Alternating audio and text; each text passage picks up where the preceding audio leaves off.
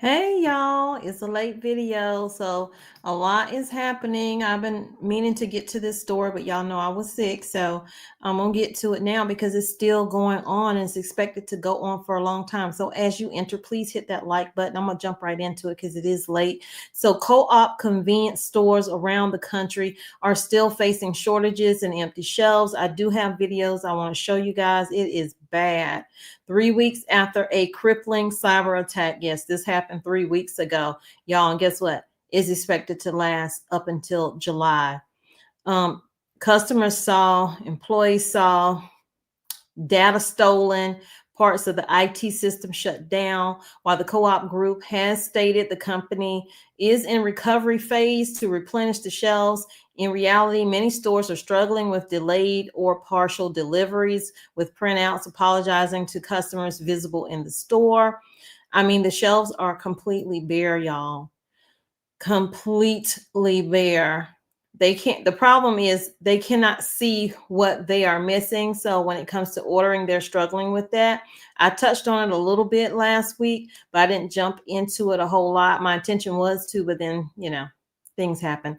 So it says, so what happened to have such an impact on their stores and what's the latest on it? In early May, Co-op released a statement apologizing to customers after their data was hacked and noted a week ago that they were beginning to restock shops gradually.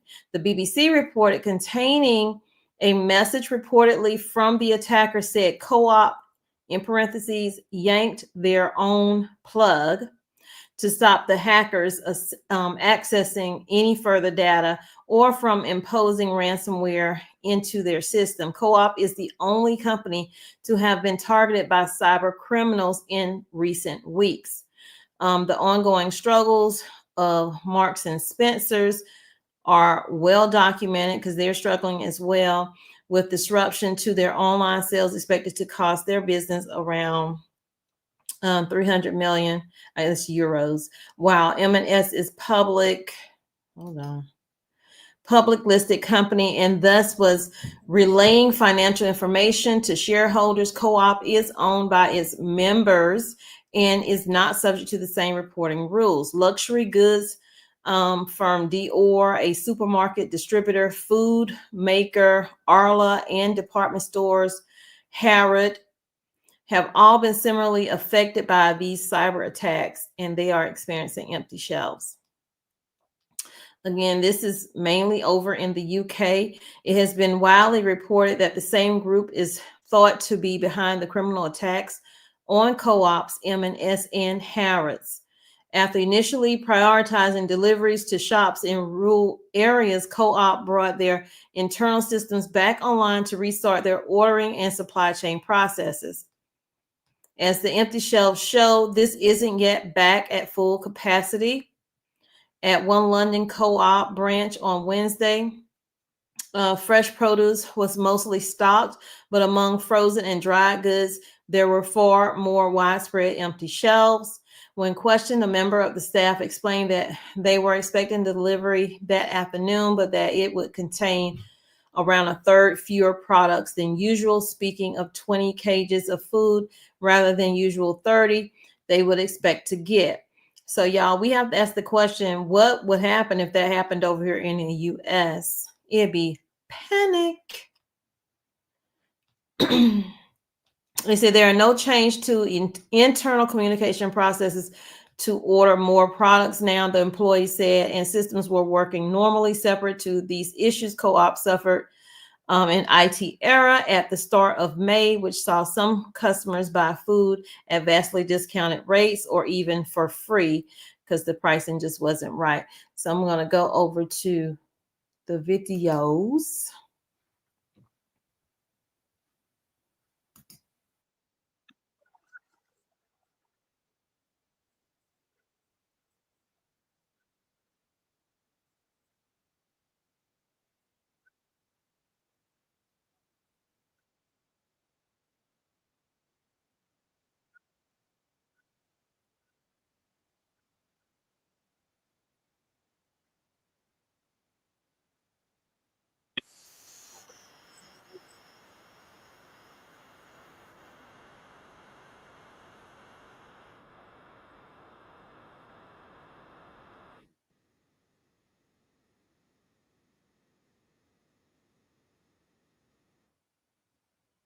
You saw that sign, it was saying that we're having trouble restocking. So this is what people have been seeing when they go into their local M&S or co-op.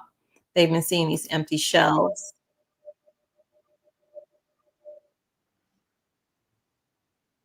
Search for food, y'all.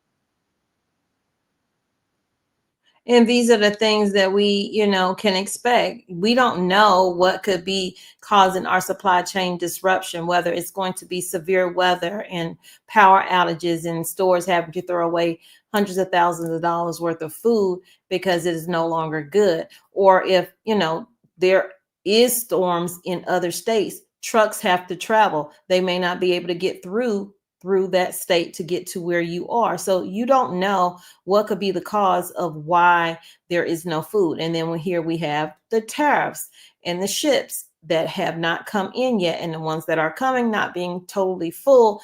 And will we see shelves like this? I have absolutely no idea, but that is a good reason to maybe try to stock up on a few things in case, hey, we get hit with cyber attacks all the time over here in the United States.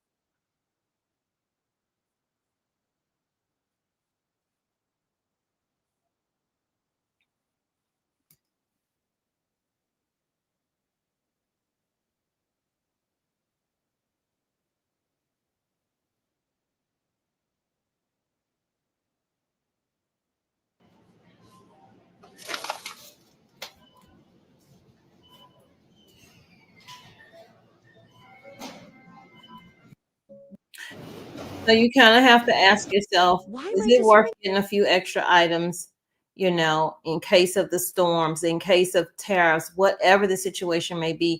These things could pile up. We have absolutely no idea what could happen. So I'm not saying go out and panic buy. Please, by all means, don't do that. But try to think about, maybe a few extra items if you can afford it to put on your shelves.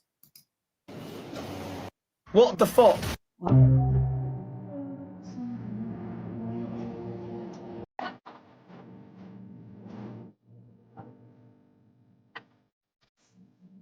That's exactly what it is, Brad. Nothing here. But just wanted to show you that. Prayerfully, we don't get to that point, but if we do, I'm pretty sure you guys will be prepared because y'all are smarter than most. And y'all know that, you need to get a little extra water, food, medications, etc. So thank y'all for coming in. I'm not going to stay long because I really need to be getting some rest. But I saw this and I'm like, I've been putting this off. Let me go ahead and do this video. So I'll see you guys tomorrow with at least 2 videos. Okay, at least 2 videos. So thank y'all for coming in. I really appreciate the support, the prayers, all of that. It means a lot. It really does mean a lot. So I'm gonna leave you with this last video and I'm gonna be out.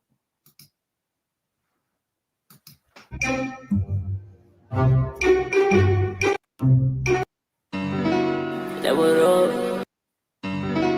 That would up.